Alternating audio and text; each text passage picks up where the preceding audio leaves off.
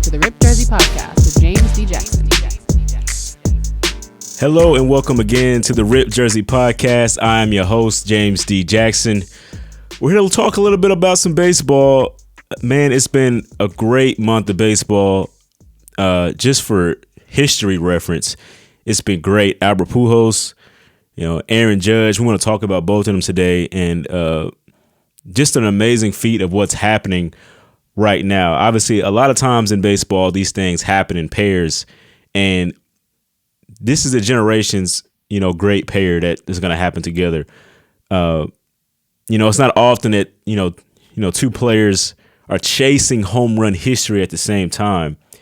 The past generations got Mantle and Maris, Sosa and McGuire, and obviously Barry Bonds had his run also with McGuire and things like that. But so I think that, for this generation of fans out in 2022, that they're getting to witness history of their own with Albert Pujols and Aaron Judge chasing what could stand for a long time in their respective classes. I want to start with Albert Pujols because it happened before, first off, and that's the easier topic at hand. Albert Pujols, was trying to join the 700 club, get in with Babe Ruth, Hank Aaron, and Barry Bonds. Be one of those guys that hit 700 career home runs. Just a phenomenal deal for him. He's a longtime Cardinal.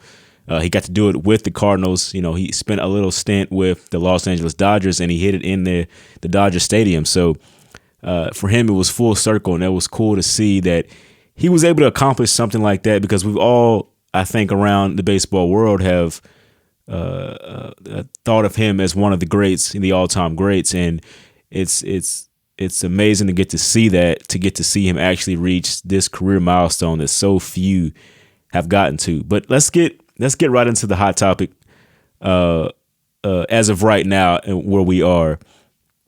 So Aaron Judge hit 61 home runs. He's at 61 now, so he now has 7 games left before seven games left to hit 62 to break the American League record. As of right now, he is tied with Roger Maris with 61 home runs in the American League. And now I want to go back and go around the history just a little bit before I get into the point I'm trying to make here. Roger Maris hit 61 home runs in 1961.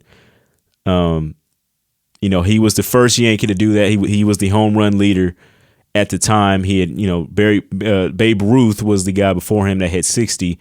Roger Maris hit 61, and that record stood as the home run king for 20, 30 years down the road, 30 or 40, when the steroid era finally hit. At its peak, I believe it was in 1998. I want to say it's the peak of it. Obviously, those guys were taking steroids throughout this time period, this era. But 1998 is the key year I think we all look at because of what McGuire and Sammy Sosa were doing at the time. McGuire obviously surpassed Roger Maris at 61. Sammy Sosa was, I believe Sammy Sosa passed it as well. They both got past Roger Maris, and it was a phenomenal deal at the time because, as you know, the baseball was coming off a strike where they didn't have a season, and that played a big part in just the excitement of baseball to dwindle because you just don't have a year of it. So now you come back, and these guys are doing phenomenal things, and they're going after records. They're making history. It's an exciting thing to see when everybody in the baseball world can tune into an at bat from a certain game to watch these guys go at it and watch them chase history. So at the time, as we know that now, as it's finished, that those two guys were on steroids. We know it's a little tainted.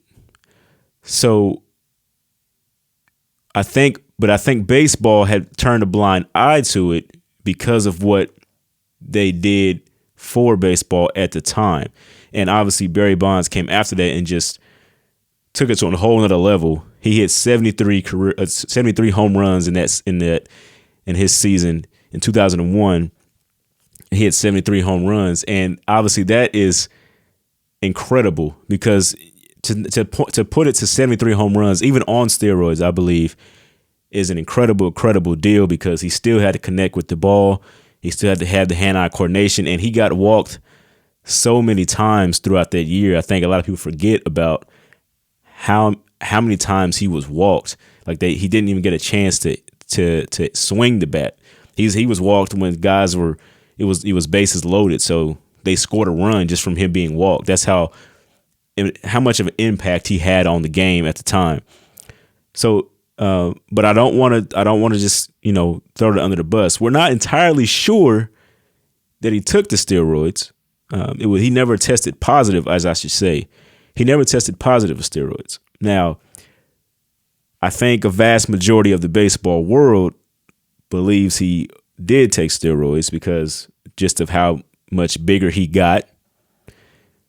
His hat size grew so much that people can kind of see that maybe that was the case because this 73 home run season was kind of a major outlier in his career. Obviously, it's an outlier for everybody, but in his particular career, he never really got close to this again.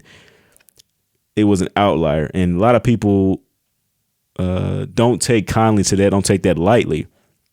So for him to do that, hit 73 home runs, people, there's a vast majority of people that don't think he did it clean, which is why he didn't get into the Hall of Fame as he probably should have,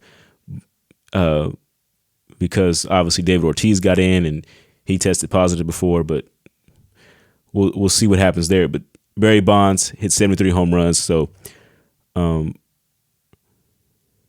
lot of people still hold him as the home run king because it's in the record books that he hit 73 home runs. That's the most anybody's ever hit in a single season.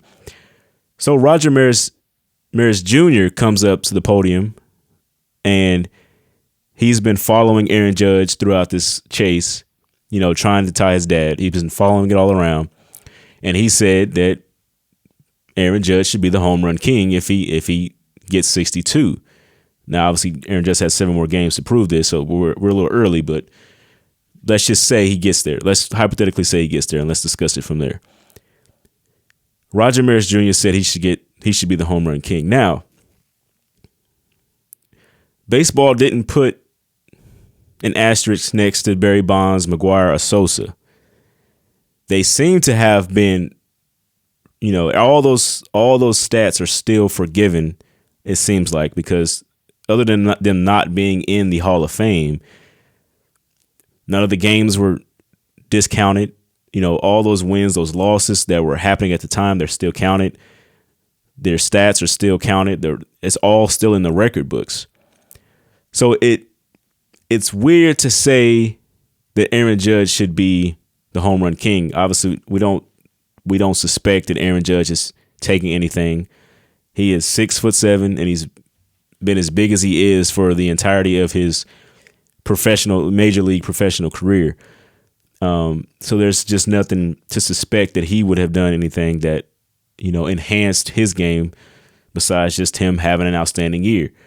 I think at this point in time, Aaron Judge getting to this point it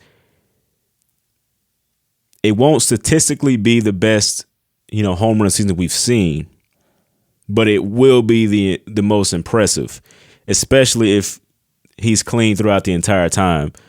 I think that's how you should look at it for baseball fans, because it's hard to just say he's the home run king when the stats are still in the record books and there's no asterisk next to it.